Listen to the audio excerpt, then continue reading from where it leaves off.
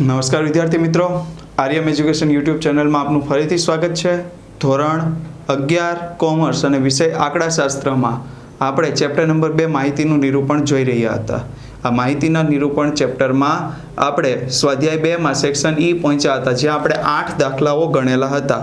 તો હવે 9મા દાખલામાં આપણે ધ્યાન આપીએ તો 9મા દાખલા ઉપર આપણે જોઈએ તો શું આપેલું છે, તો કે 9મા દાખલામાં આપણને એવું આપેલું છે કે एक बैंक में नौकरी की जाहरात में कुल 2000 अरजीओ आवेली है। हवे बैंक में शू करवामां आवी छे, तो बैंक में नौकरी की जाहरात करवामां आवेली छे। एटले नौकरी मेळववा माटे बेंके शू करेलुं छे, एक जाहरात आपेली छे अने एमां कुल अरजीओ केटली आवी छे, तो कुल अरजीओ एमां आवेली छे 2000 अरजीओ जे आवेली छे। आ 2000 अरजीओ पैकी आपणे शुं कीधुं छे के 50% उमेदवारो स्नातक हता, ज्यारे 40% उमेदवारो केवा हता, अनुस्नातक। 50% उमेदवारो केवा हता, स्नातक, अने 40% उमेदवारो केवा हता, तो के अनुस्नातक हता। हवे एमां पण आपणे आपेलुं छे के 10% उमेदवारो अन्य व्यावसायिक लायकात धरावता हता। 10% उमेदवारो केवा हता, तो के अन्य व्यावसायिक एटले स्नातक अने अनुस्नातक नहीं पण अन्य प्रकारनी जे लायकातो आवे छे एवी लायकातो धरावता हता। जेमांथी आपणे एवुं कीधुं छे के 60% पुरुषो हता अने एमां परिणित हता। एटले 3 चल थई गया। एक तो लायकातनो चल, बीजो चल केवो थई गयो, तो के पुरुष अने स्त्री एटले जातिनो चल, अने त्रीजो चल आपणो केवो थई गयो, तो त्रीजो चल आपणो एवो थई गयो के जेमां आपणने शुं कह्युं छे, तो के परिणित अने अपरिणित एटले वैवाहिक दरजानो चल। तो आपणे अहींया लखीए बेंकमां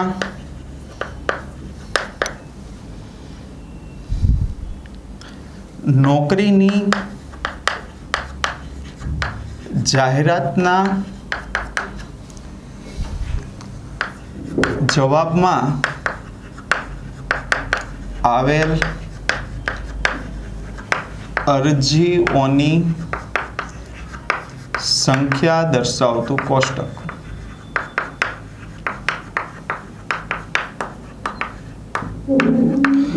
तो हवे आपणे पहला तो चल नक्की करशुं। तो अहींया पहलो चल आवशे लायकात।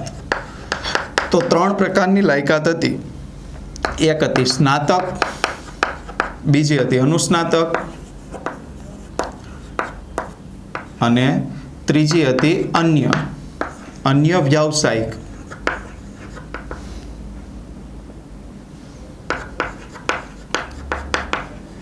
अने नीचे आपणे शुं लखशुं, कुल। हवे आ लायकातनी उपर आपणे शुं लखशुं, तो के जाति, तो के 2 जाति पुरुष अने स्त्री, अने अहींया शुं आवशे, तो के वैवाहिक दरजो।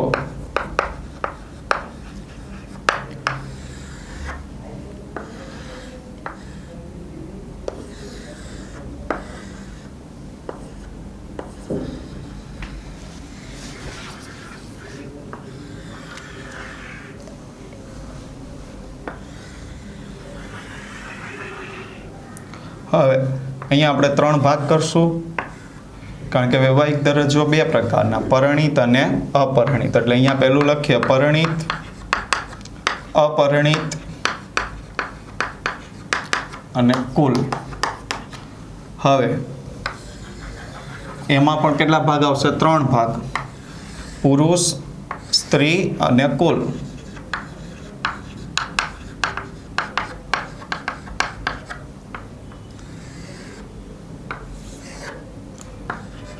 पुरुष, स्त्री अने कुल। त्यार पछी अहींया पण 3 भाग, पुरुष, स्त्री अने कुल।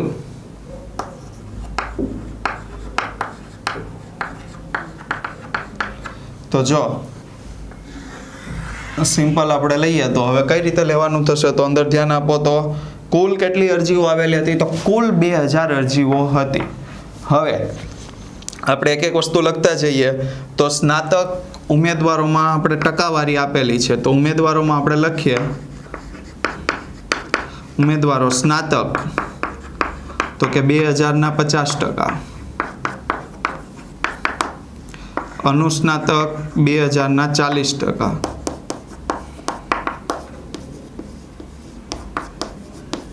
જ્યારે અન્ય 2000 ના 10%। तो કેટલા થશે, તો કે અહીંયા 1000 અહીંયા 800, અહીંયા 200, તો અહીંયા 1000, 800 અને 200 સ્નાતક, અનુસ્નાતક અને અન્યમાં. હવે સ્નાતક પૈકી 60% ઉમેદવારો પુરુષ હતા. તો અહીંયા આપણે સ્નાતકનું બનાવીએ તો પુરુષો કેટલા હતા? તો કે 60%. તો 1000 ના 60% બરાબર કેટલા હતા? 600. તો કુલ પુરુષો કેટલા આવશે? 600. એ પૈકી પરિણીત કેટલા હતા? તો કે 25%. તેમાંથી 25% પરિણીત હતા. એટલે પરિણીત પુરુષો કેટલા આવશે? તો કે 600 ના 25%. અને 600 ના 25% તમે કરો એટલે કેટલા થશે? તો કે 150. એટલે અહીંયા લખશું 150. તો 600 માંથી 150 બાદ કરી દે એટલે અહીંયા કેટલા આવશે? 450. આગળ 40% સ્ત્રી ઉમેદવાર પરિણીત હતી. તો પરિણીત સ્ત્રીઓ,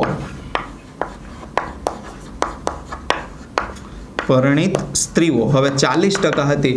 તો જો 1000 માંથી 600 બાદ કરો એટલે અહીંયા સ્ત્રીઓ કેટલી આવશે? 400. અને આ 400 ના કેટલી સ્ત્રીઓ પરિણીત હતી? 40%. એટલે 40% એટલે કેટલા થશે? 160. તો અહીંયા આવશે 160. તો અહીંયા આવશે 240. એટલે અહીંયા 310 અને અહીંયા 690. એટલે આપણું સ્નાતક વાળું કોષ્ટક આખું પૂરું. હવે આગળ આપણે જોઈએ તો અનુસ્નાતક ઉમેદવારો પૈકી 60% પુરુષો હતા અને એમાં 40% પરણેલાઓ હતા. તો અહીંયા આપણે લખીએ અનુસ્નાતક. તો એમાં પહેલું લખીએ પુરુષો, તો કે 800 ના 60% બરાબર કેટલા આવશે? 480. તો અહીંયા આપણે લખશું 480. તો સ્ત્રીઓ કેટલી આવશે? 320. બાદ બાકી કરી નાખીએ એટલે 320 મળી ગયા. એ પૈકી 40% પરણેલા હતા. તો પરિણીત પુરુષો તો 480 ના કેટલા ટકા કરશું? 40%. 480 ના 40% એટલે 192. તો 480 માંથી 192 કેવા હતા? પરિણીત. તો અપરિણીત કેટલા આવશે? તો કે 480 પુરુષો કુલ હતા. યાદ રાખજો, કુલ 480 એમાંથી 192 બાદ કરી દેવાના એટલે 288. હવે આપણને શું કહ્યું છે? તો હવે આપણને એવું કહ્યું છે 50% સ્ત્રીઓ પરણેલી હતી. તો પરિણીત સ્ત્રીઓ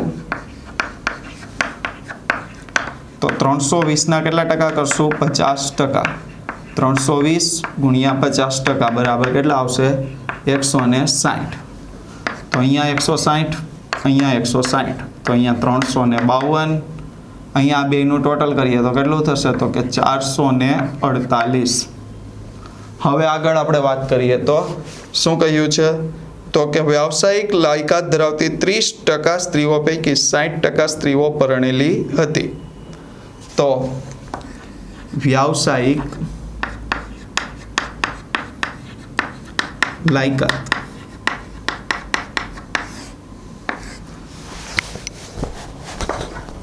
આ ગણતરીઓ આપણે દર્શાવવી ફરજિયાત છે 4 માર્ક્સ અથવા 5 માર્ક્સનો દાખલામાં. 30% સ્ત્રીઓ પૈકી 30% સ્ત્રીઓ હતી એટલે સ્ત્રીઓની પહેલા સંખ્યા મેળવીએ તો 200 ના 30% બરાબર કેટલા આવશે? 60. તો અહીંયા 60 આવશે. તો અહીંયા કેટલા આવશે? 140. હવે પરિણીત સ્ત્રીઓ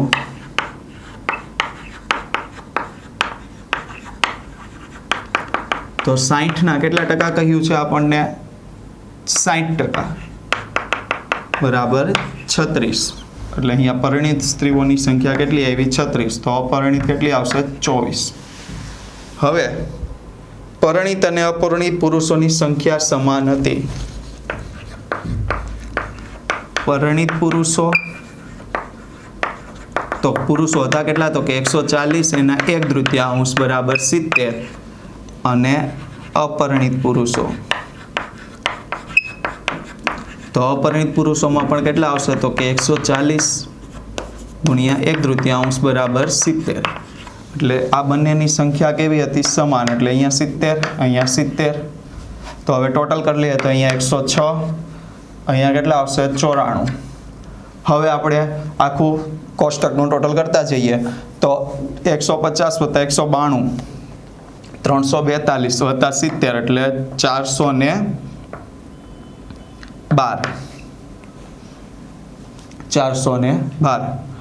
ત્યાર પછી 160 ને 160 કેટલા થશે? 320, 320 ને 36, 320 ને 36 એટલે 356, 310 352 એટલે 662, 662 ને 106 એટલે 768. આ આપણું પહેલું ટોટલ થઈ ગયું. 450 + 288 એટલે 738 + 70. 450 + 288 એટલે 738 + 70 એટલે 808. તો અહીંયા ટોટલ મળી જશે 412 ને 808 કેટલા થશે? તો કે 1320. 1320. જો આનું ટોટલ કરો 1320 થવું જોઈએ. ટોટલ કરીએ તો કેટલું થવું જોઈએ? 1320 થવું જોઈએ. તો 600 + 480 સોરી 1220 ટોટલ થશે. આનું ટોટલ કરો 600 + 480 એટલે 1080 + 140 એટલે 1220. હવે આ સાઈડનું ટોટલ કરીએ 240 + 160 એટલે 424. તો આપણે ટોટલ કરીએ તો 356 + 424 એટલે 780. જો ટોટલ કરો 400 + 320 720 + 60 એટલે 780 થઈ ગયું. હવે આનું ટોટલ કરીએ તો 690 + 448 એટલે 1100 ને કેટલા થશે? 38. 1138 + 94 એટલે 1232 અને 768 + 1232 એટલે કેટલા થઈ ગયા? 2000. તો વિદ્યાર્થી મિત્રો આ થઈ ગયું પરિણીત, અપરિણીત અને કુલ પુરુષ, સ્ત્રી અને સ્નાતક, અનુસ્નાતક, અન્ય વ્યવસાયિક લાયકાત ધરાવતા સંખ્યાનું. ત્યાર પછી આગળ વાત કરીએ તો આપણને 10મો દાખલો આપ્યો છે પણ એમાં આપણને શું કહ્યું છે? તો એમાં પ્રશ્નોના જવાબ જ આપવાના છે. આપણને પાછળ 3 પ્રશ્નો પૂછેલા છે. એમાં પહેલો પ્રશ્ન આપણે જોઈએ. 5 વર્ષના ગાળામાં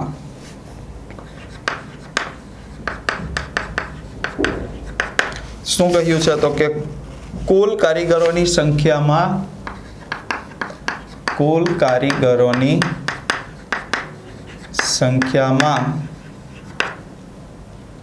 થયેલ ટકાવારી વધારો.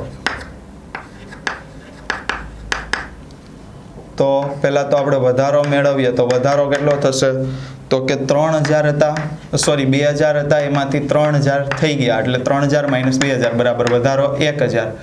તો ટકાવારી વધારાની જો વાત કરીએ તો ટકાવારી વધારો બરાબર, તો જો આપણે જે 1000 હતા એ કોની સરખામણીએ વધ્યા? તો કે 2000 ની સરખામણીએ ગુણ્યા 100 બરાબર કેટલા ટકાનો વધારો થયો? તો કે 50% વધારો થયો. કેટલા ટકાનો વધારો થયો? 50%. ત્યાર પછી બીજું જોઈએ તો બીજું આપણને શું આપ્યું છે? તો કે બિનસ્થાનિક કારીગરોમાં કેટલા ટકાનો ઘટાડો થયો? તો બિનસ્થાનિક કારીગરોમાં થયેલ ટકાવારી ઘટાડો. તો પહેલા તો આપણે શું મેળવવું પડે? ઘટાડો મેળવીશું. તો ઘટાડો કઈ રીતે મળશે? તો બિનસ્થાનિક કારીગરો કેટલા હતા? તો કે 500 થઈ કેટલા ગયા? તો કે 400 એટલે કેટલો ઘટાડો આવ્યો? તો કે 100 નો ઘટાડો. હવે આપણે જોઈએ ટકાવારી ઘટાડો. તો ટકાવારી ઘટાડો કઈ રીતે મળશે? તો ટકાવારી ઘટાડો 100 ભાગ્યા મૂળ કિંમત એટલે 500 ગુણ્યા 100 ટકાના એટલે કેટલા ટકા ઘટાડો થયો છે? તો કે 20%. ત્યાર પછી ત્રીજામાં જોઈએ તો પહેલું શું આવશે? તો ત્રીજામાં પહેલું શું આપ્યું છે? તો કે 5 વર્ષના સમયગાળામાં પુરુષ અને સ્ત્રીઓની સંખ્યામાં કેટલા ટકા વધારો થયો? પુરુષ અને સ્ત્રીની સંખ્યામાં કેટલા ટકા વધારો થયો? તો પુરુષની સંખ્યામાં વધારો તો પુરુષની સંખ્યામાં વધારો કેટલો થશે? તો અહીંયા ધ્યાન આપો તો પુરુષ 1500 હતા અને થઈ કેટલા ગયા? 2300. તો 2300 માઇનસ 1500 બરાબર વધારો કેટલો થઈ ગયો? 800. વધારો કેટલો થઈ ગયો? 800. તો આપણે કરવું હોય તો કઈ રીતે કરી શકીએ? તો કે ટકાવારી વધારો, આપણે ટકાવારી વધારો મેળવવાનો છે. જો અંદર પાછળ આપણને આપ્યું છે પુરુષ અને સ્ત્રીઓની સંખ્યામાં કેટલા ટકાનો વધારો થયો એ આપણે જાણવાનું છે. તો ટકાવારી વધારાની વાત કરીએ તો ટકાવારી વધારો તો 800 ભાગ્યા 1500 ગુણ્યા 100. આ 1500 શા માટે લેવાય છે એ ખાસ તમને યાદ રહેવું જોઈએ. 1500 શા માટે લેવાય છે? કારણ કે આપણે શું જોઈએ છીએ? શું જોઈએ છીએ? આપણે મૂળ કિંમતે જ હંમેશા ટકાવારી વધારો જોઈએ છીએ. તો મૂળ કિંમતે ટકાવારી વધારો જોઈએ છીએ એટલે 1500 વડે આપણે જોઈએ તો કેટલો આવશે? તો કે 55.55%. 55.55%. 55.55% વધારો. Sorry, 1 minute. 53.33% વધારો થાય છે. ત્યાર પછી બીજો પ્રશ્ન એમાં હતો, શું હતો? તો કે સ્ત્રીઓની સંખ્યામાં વધારો. તો સ્ત્રીની સંખ્યામાં વધારો, તો સ્ત્રીની સંખ્યામાં વધારો બરાબર કેટલા આવશે? તો કે 700 માઇનસ 500 બરાબર કેટલા થશે? તો કે 200. અને ટકાવારી વધારો તો કે 200/500 ગુણ્યા 100 બરાબર કેટલા આવશે? 40%. તો આ રીતે આપણે કોષ્ટક પરથી જવાબ આપી શકીએ છીએ. તો વિદ્યાર્થી મિત્રો, હવે પછી આપણે 2 આલેખના દાખલાઓ ગણવાના છે સેક્શન E ના. તો આવતા વિડીયો ભાગમાં જોઈશું. Thank you.